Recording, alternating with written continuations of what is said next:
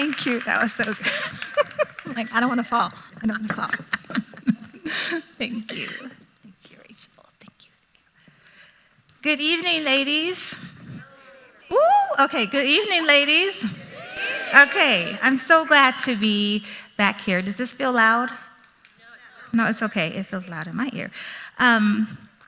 I have been traveling this summer, so I've missed a couple of flourishes, and I was able to come back last week to be with my table 7.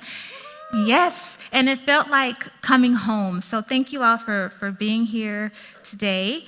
I just want to start by saying that I had a birthday last month, and I celebrate my birthday all month. Am I the only person that does this? No. All of us should be doing this, ladies. We deserve it. So my birthday was last month, and my husband threw a surprise birthday party for me in Tucson.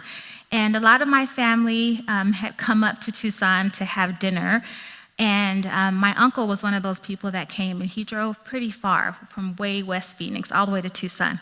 And so anyway, we're sitting around dinner like at tables like this, and I'm opening up the card, and I wanted to read to you the card he got me, he and his wife. It says, "Once upon a time, a very special person was born who was destined to change the world." And I was like, wow, he thinks really highly of me. This is a lot of pressure. Then I open it up and it says, "Calm down, it's not you, it's Jesus." I was like, oh, thank God, I couldn't live up to that. But that card made me laugh, just like it made you laugh, but maybe, more than it normally would have. And I realized that a feeling had come to me that I hadn't felt in probably 2 months until that point. And at the end, I'll kind of share what that feeling was. But Jonah's story has really, really resonated with me, probably like it has with you in this season in my life. And I love that this chapter that we're studying, Priscilla calls it going into all the world. And I've done a lot of travel in the U.S., but I've never traveled internationally. Until this summer. So in this summer, I went on the church's mission trip to Malawi. My whole family went. Right after that, we took a trip to London on our way back to the States. And then for work, my husband and I got to travel to Canada. So in the matter of 3 months, I got to go into the world into 3 countries, which probably isn't a lot, I know, for some of you, but I was pretty proud of that. But wouldn't it be nice if, as we're traveling into the world, we had a warning sign of what was coming? My sister-in-law, she lives in Alabama, and she lives along the Gulf Coast. And she loves to just kind of go and take rides, and when she finds a nice spot to sit, she'll find a bench, and she'll just sit and kind of pray and absorb the beauty that God surrounded her with.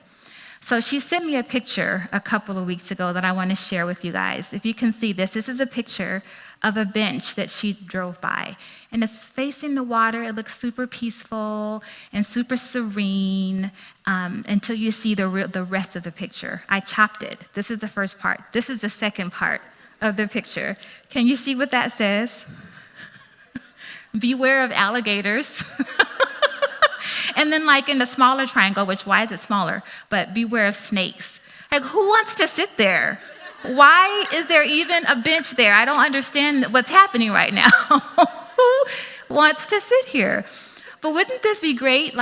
I'm sure Jonah would have appreciated a sign like this, right? As he's getting on the boat to go the total opposite direction, if there is a sign that said, "Beware of a storm today," or "Beware of big fish," that would have been great. But we don't always get those types of messages. So I wanted to share 3 nuggets that I've kind of gathered from this chapter of the book, but also this chapter in my life that I wanted to share with you guys today. So the first one is when we're faced with things that God is asking us to do, sometimes it feels so big, so large, so overwhelming, so impossible. And the truth is, no doubt, it is too big for you, my friend. I'm adding my friend out of love because we might try and say, oh, it's not too big. But yes, sometimes it really is too big. It really is too big for us. And acknowledging that, God, I cannot do this in my own strength. because it's not too big for him. So the first thing is acknowledging that no doubt certain situations are really too big for us. The second thing, if God says do it, he has already gone ahead and made plans.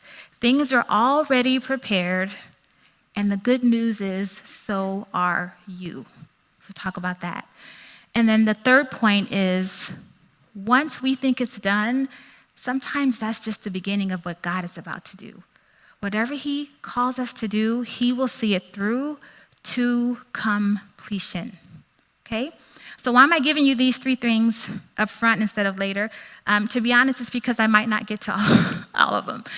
Because today's talk is a little emotional for me, so I'm going to do my very best to be strategic and go through it, but I'm just asking God to lead me, and I didn't want to not give you the things that he's given me to share with you. So there you have them right up front. And also, something is happening.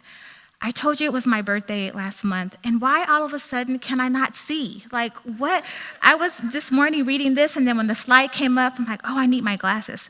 But then they're readers, so you can't anyway, I brought my glasses for later today.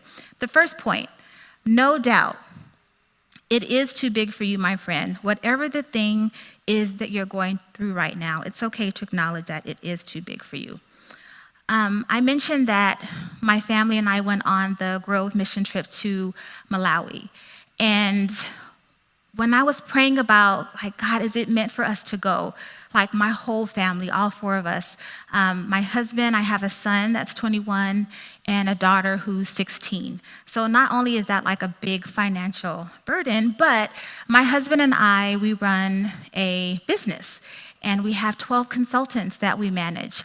And so how do you do that for 2 weeks away, in a place that doesn't get a lot of Wi-Fi? How do you do this with a daughter who has a severe nut allergy? All of these things are going through my head. My son is in lacrosse, and so this is his preseason for that. But God's decision was, you are going. And so I said, yes, I am going. We are going. So because I love to study things. I love to study the Bible. I also love to study places, even though I haven't traveled internationally up until this point. So I dug in studying Malawi. I wanted to know, what's the religious climate there? What's the political climate there? Why is there such a high Muslim population there? What is education like? What is it like for a woman to live there? What is it like to be a woman in the villages living there? Are there any women chiefs? What's the hierarchy? I wanted to understand the culture. What do I need to know so that I'm going in and being respectful of the culture? And the more I learned these things and shared with my family, they would research and they would find things. We looked at YouTube videos of YouTubers who had just recently went to Malawi, and we got to learn about old and new Malawi. You guys, before I even stepped foot on a plane, I had fallen in love with Malawi. I had fallen in love with the culture, and I had fallen in love with what I saw of the people. I also learned that it was one of the third largest, the third poorest countries in the world. So I knew also kind of what I was stepping into. So it's important to provide context. That same type of digging in that we do for places that we're going to go or jobs we're going to take on, we can do that with the stories that God has given us, right? So for Jonah, I wanted to give a little bit of context about Jonah. Rachel already kind of showed us a few maps, but I want to show you another one here. This is a map of, this is where, y'all, whatever. Okay, we're doing it. Joppa is, Gath Hephar is where he was born, right? This is where he lived. And so in Gath Hephar, it's on the northern kingdom of Israel. It's very near Nazareth, where Jesus was born, actually. So you know the context of this place. It's Israel. It's a place where God is known, right? People kind of have an understanding of the effects of God. Moses and all of these books have kind of happened before we get to Jonah. So there's a good political, a good context there of what and who God is. So Jonah is called to go from there up to Nineveh. And Nineveh is kind of at the top right of that map, which is very opposite of what he was used to, right? Nineveh is in Assyria. And Assyria, where he was going was the capital of Assyria. And it was, as we'll talk about a little later, kind of full of evil, very different. And so why did he feel like it was necessary to go, next slide, Rachel, how many miles? 2,000 miles the other way to Tarshish when God said go to Nineveh, which is 500 miles. What must he have been feeling? I think he understood. He understood all the research that I did for Malawi. He already understood what he was walking into. So knowing what he was walking into, he felt safer to flee across all that water, thousands of miles in a boat to Tarshish. This story this week, we're picking up on Jonah verse 3 and 3 through 4. So let's read what that says. And that's also up on the screen. So it says, "And the word of the Lord came unto Jonah the second time, saying, Arise and go unto Nineveh, that great city, and preach unto it the preaching that I bid thee. So Jonah arose and went into Nineveh, according to the word of the Lord. Now, Nineveh was an exceeding great city of 3 days' journey." So what made it exceeding? What do you think when you think an exceeding great city? Big. Yeah, Bonnie. What else? Did someone say demure? What did you say? Oh, New York. Yes, New York. Yes, that's good. What else? A large population of people, populated. Okay, yes, it was. It was 120,000 people there. In further down, chapter 4, verse 11, he says that it was 6,000. 6 score is 120. So there's 120,000 people in this area, and that may not seem large for us, but for the time it was twice the size of Babylon. When we think about Babylon and we think of how big and large that was, this was a big city for Jonah's time. It was exceedingly big and exceedingly large. Just to give you some perspective, I pulled up some stats on Arizona cities, population comparison-wise, which again is small. Okay, so Phoenix, of course, we know is like 1.6 million people. Like, this is the 2024 populace. We are getting big.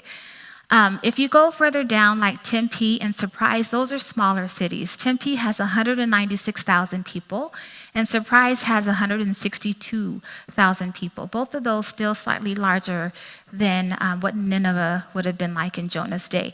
But think of it as Phoenix. Like, that is how big in comparison this place was. Side note here, Veronica, don't tell Palmer, or you can tell him. But Palmer, I'm from Tucson, and he always calls Tucson the armpit of Arizona.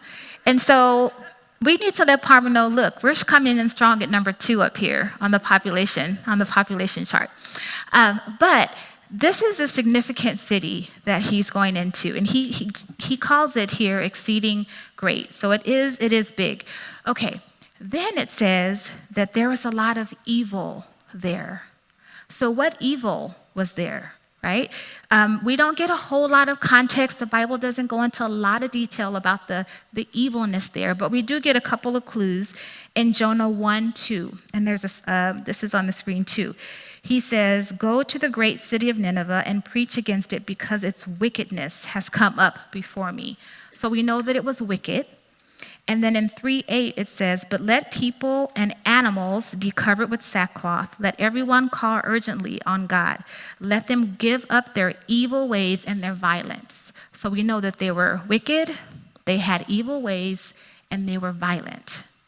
Okay? So this is the place that one person, Jonah, is supposed to walk into, as CJ pointed out this morning, smelly and probably looking a hot mess after coming out of a whale, into a city of 120,000 evil, wicked, violent Assyrians, and tell them, guess what? In about 40 days, you're going to be destroyed. Like, this is the message that he's supposed to give. And sometimes this message is just as difficult as the ones we feel like God is giving us to say or to do. Like, this is way too big for one person right? But God called Jonah to do this thing. And Jonah said, nope, I'm going the other direction. So there is a call that is undoubtedly bigger than we can do on our own. The first thing that I'm telling you is to first acknowledge that, yes, sometimes this is bigger. But something different happens when we acknowledge the shallowness of our own strength, which shows us the depth of His. And all through the Bible, He tells us to arise and go. There's so many instances of arise and go. Just in this book alone that we're reading in Jonah, He tells Jonah, arise, go, cry against the city. Arise, go, preach. Arise, go, proclaim. In 2 Chronicles, we'll look at that a little later. He says, arise, go, see. There is an action. And the action sometimes is us arising and recognizing that, yes, I will do it, even though I know that it is too big for me. Malawi was not my Nineveh. Malawi was not at all my Nineveh. But the decision to go felt big. It felt big for me. Like, how do we do this with 4 of us, with all the challenges that I just spoke to you about? But the first part of that was just arising and saying, I know I can't do it, but I'm going to do it. So if you are facing something, just know that you can do it. You can do it. The first thing is to acknowledge that you can't do it in your own strength. Second thing that I mentioned, if God says do it, He has already gone ahead and made plans. Things are prepared, and so are you. So I want to break this down a little bit. The first part of this, if God says do it. If you're anything like me, and I know a lot of you are, we do not want to be out of alignment with God's will. If He tells us to do something, we want to do it. But if He's not telling us to do it, we don't want to go, right? We love Him. We know that we are wonderfully and fearfully made, but we don't want to go if God isn't telling us to go. So we need to hear from God on the direction that He wants us to go. And He will reveal that to us through prayer. But I want to give you an example of this in Exodus. So on Exodus 33, I'm not going to read it all to you at all, but 1 through 17 on your own time if you want to read this. This is Moses and the people that he's leading, like the hard-headed people, us, that he's leading. And they're about to finally, after all the running around that they've had to do in the circles they've had to do, they're finally about to go into the promised land. And God is so frustrated with them that He says, I am going to uphold my promise to you still. Go up into the promised land. I will send my angels ahead of you, but I am not going with you. He was afraid He was going to kill them. He was so mad at them, but He still made provision to them. And when Moses, who walked closely with God, when he said that, Moses was like, thank you for the angels, but if your presence does not go with us, do not send us up from here. How will anyone know that you are pleased with me and your people unless you go with us? What else will distinguish me and your people from all the other people on the face of the earth? I love that. I love that Moses said, I want your presence and I don't want to go. Don't send me if you are not there. Okay, so again, if God says do it, do it. Because He has already gone ahead of you and made provision. I love that he knows that we kind of need this level of preparation, because we really kind of make a mess of things when we do it on our own. We all know that's true. But the second part of this says, if God says go, He's not only with you, but He's ahead of you, and He's already made plans for you. So I want to kind of go back to my idea of preparation. I approach the Bible like a love story. I feel like God loves us so much. Even in His anger, He loves us so much that He gently corrects us and he gently guides us. and he prepares a way before us. Ladies, it's like when you were dating, if you're not dating anymore and you're married, well, you should still be dating if you're married, but if you remember going on a date and like a guy would call and say, hey, you want to go out? And you're like, oh yeah, what do you want to do? And he actually has a plan for what he wants you to do. He's like, oh, I'm going to pick you up at this time and we're going to go to this restaurant, and I've already looked ahead and I've checked the reviews on the restaurant and it's 4 stars. Like, you feel like, all right. Or you open the door and it's raining and someone's holding an umbrella for you. Like, the idea of someone preparing the way for you is an act of love and an act of grace that God extends to us. And he tells us, I've already prepared a way for you. And because I have prepared a way for you, you are prepared. That's the last part of that sentence I wrote up there. Because he's prepared a way, you are prepared. So, Deuteronomy 31 is one of my favorite things that I've been holding on to during this season of my life. And I know I'm giving you a lot of scripture, but it's what I've needed. So I feel like you might need it too. Okay, Deuteronomy 31:8. It says, the Lord himself goes before you and will be with you. He will never leave you nor forsake you. Do not be afraid. Do not be discouraged. And him being with us sometimes is all the preparation that we need. When our family finally made it out of like 36 hours of travel, who's gone to Malawi? Yes, okay, all right. So like it's a long trip there. Paul and Melinda do a really good job of trying to prepare you for like, this is the kind of passports you need and all that. So you really kind of feel comfortable that you're in good hands. But Malawi is a feeling, if I can say that. It's a place, yes, but it's a feeling that you feel. It's its own entity in itself. So when we landed in Malawi and we get out of the airport, we are greeted by ABC college students who are interns there, and they're going to be our guides for 2 weeks. And their main language is not English, but they know English very well. And they're going to be our guides to kind of make sure that, if we're in a place that's not safe, they would tell us, walk on this side of the street. Or if you mistakenly, because you're, used to walking around in Chandler, your purse may not be zipped all the way, they'll tell you zip your purse up. Or if we were in the market, they would negotiate prices for us. And they would give us the history and the culture. And they had spent weeks preparing for us to come. So when we walked out the airport and we see their faces, and they are so excited to see us. They're smiling from ear to ear. They're grabbing our bags, they're putting it on the van. And there's like a caravan of 3 vans of us, 48 people from the Grove went. And so as we're riding back to the college campus, they're giving us the history of this district, and they're so proud of their country, and they know so much, and they're just so overjoyed that we're there.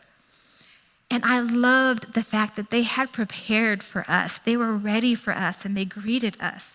All I had to do was step off the airplane, and God had already prepared the rest for me. But that was even more exemplified when we went into Chipampa, which is one of the villages, the first time. And that was kind of a life-changing experience for me. That again, Paul and Melinda try and prepare you for, but nothing prepares you for it. We're on the bus, and we're leaving the confines of the college, and we're kind of entering into rural areas. So it's not like paved roads like we have, up and down Chandler. It's bumpy, and it's kind of dirt roads. And we're on these vans, and there's a caravan of us, and we're bouncing because the roads are, every bounce we're like dunk dunk, and we're bouncing, and there's dust flying everywhere as we're bouncing, and it's like clouds of dust everywhere. And Paul tells us, okay, we're about to enter into the village. So we kind of turn off, and we're getting ready to make this turn. And I don't see a village, one, because there's so much dust, right, coming from the streets and the bouncing. But we're all excited. We're getting ready. We're making sure that we're dressed appropriately for being in the village. And we're anticipating coming. And so we're just sitting here, like, boom, again, bounce, bounce, bounce, dust, dust, dust. And then in this cloud of dust, You can't see anything, but you hear these voices. You hear these voices of these women singing, welcoming you to their village. And they're harmonized, and there's melody, and the cloud of dust starts to dissipate, and you start seeing these faces almost like coming out of the smoke, the dust. And it is these beautiful brown faces that look like my mother, and they look like my sister, and they look like my son, and they look like my daughter, and I'm overwhelmed because they are so happy to see us. There is so much joy in their face. They are singing and they are dancing, and then the kids come, and the kids are come, and they're like, open the bus, like, get out, come on, we're ready for you. And we're like, we couldn't get out fast enough, but I was literally stuck there. I couldn't move. I was overwhelmed with how much joy they had for us coming to them. They brought joy to us. And the second that we stepped off the bus and onto the land of the Chipampa village, we were humbled by just pure joy, by people whose homes were maybe the size of your den, and they were so proud, and they wanted you to see it, and they had prepared for you to come, and they wanted you to come and tour it, and just like to sit with them and to think, God, all you needed me to do was arise and to come here. And it was up to him to do the rest. And that is how God prepares us. We have no idea what's on the other side of that bumpy road, what's on the other side of that dust, but it could be something like so beautiful and so life-changing. That's what it felt like for me to be in Malawi. And Jonah knew that wasn't going to be his reception when he arrived in Nineveh. They were not going to be singing and dancing for joy for him. There were not going to be children welcoming him in. So Jonah arose and he went the other way. I want to look back at our formula here that I was mentioning earlier, and you'll have time to discuss this a little next week, but arise, go, and do. God is always saying, arise, go, do something. Arise, go, do something. Even if that arising is to go and sit and do nothing. In 2 Chronicles 20:17, there's a battle that's about to happen, and the people of Judah have gotten word that they are surrounded, and these armies are about to come and attack them. And they know that they are not going to win this battle, so they call on God. They call a fast, and they're the whole village, which now I have a whole nother perception of village. Like, I feel like Flourish is our village, and in Malawi they have villages, and it's just a community of people like that love each other. So this is the village, right, of people from Judah, and they are there, and they're asking God to spare them. And out of that crowd, God anoints someone with the Spirit, and he's speaking on God's behalf, and he says, this is what God is telling us to do. Listen to what God is telling him to do here in 2 Chronicles. It says, you will not have to fight this battle. Take up your positions, stand firm, and see the deliverance the Lord will give you, Judah and Jerusalem. Do not be afraid. Do not be discouraged. Go out to face them tomorrow, and I, your Lord, will be with you. He tells them, he didn't say, arise, go, and fight. In this case, he said, arise, go, and see. Sometimes our action is to just say, Lord, it's too big for me, but I know that you've prepared a way, and because you've prepared a way, I'm prepared, so I am going to go, even if that means once I get there, my job is just to see. In Malawi, we had opportunities to go to the prison. You had opportunities to sit with the women. You had opportunities to do vacation Bible school. You can kind of pick your own adventure. But my favorite days are when I just went and sat, or went and prayed, or went and ate with the people in the village. Even though there's a language barrier, so much was spoken. This is my favorite picture, not because I'm in it, so not that, but the fact that my friend in the top right, Atu Perry, all of us, when you get there, there's these kids, they just want to be with you all day, and they kind of like find their person, and they're just like, every day when you come to the village, they're looking for you, and they know your name, and they're calling for you. So Atu Perry was like one of my very favorite people there, and like we clicked right away. She's 12. That's her in the top right. By the fourth or fifth day of us coming into the village, she wanted me to meet her family, her grandma and her aunties and her sisters. And so she held my hand, and me and one of our interns walked through the village to her house. And when we got there, this is what we saw. Her family had prepared their meal, their dinner, and they were sitting down eating.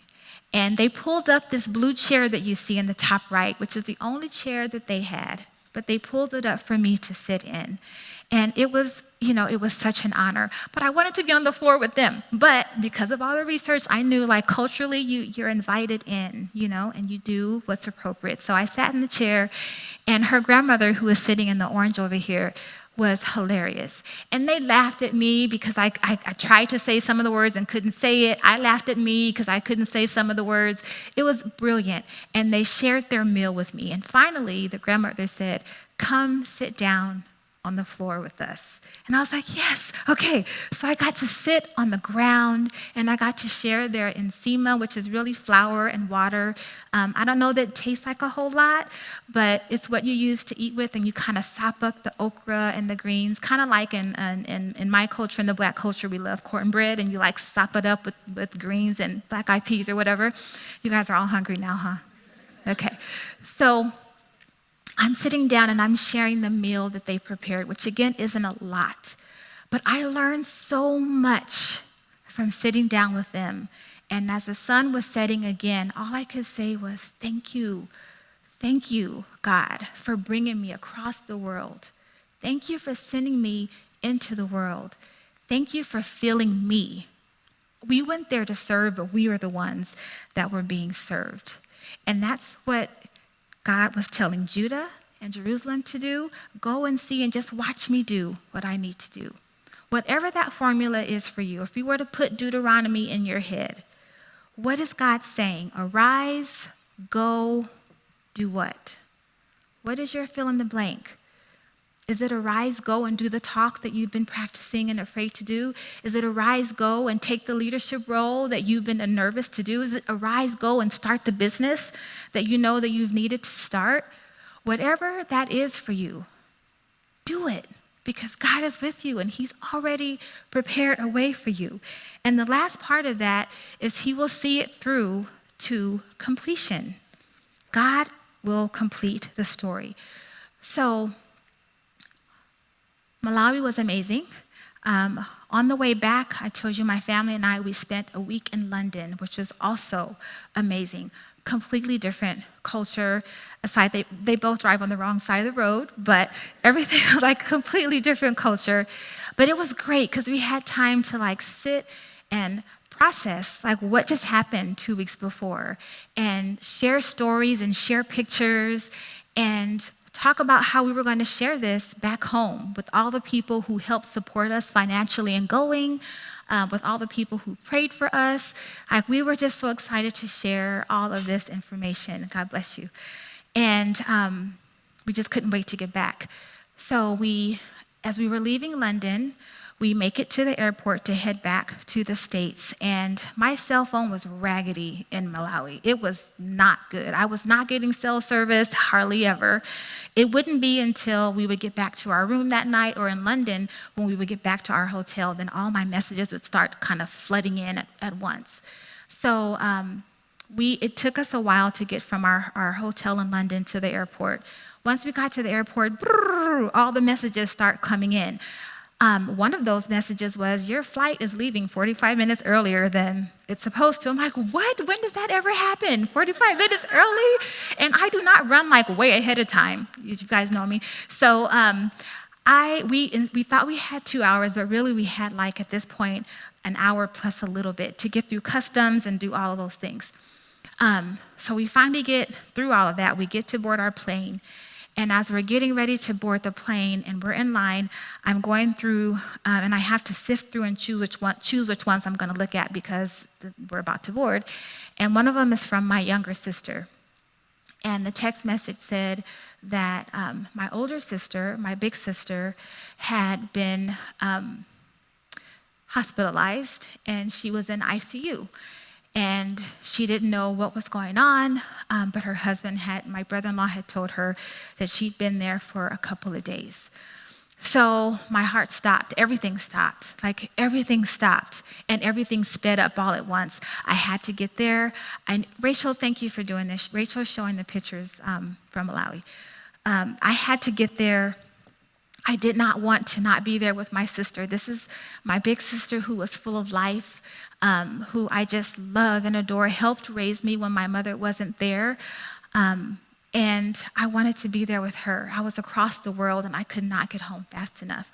The second that we got home, I went to the hospital and I didn't recognize her. She was very unconscious, in and out.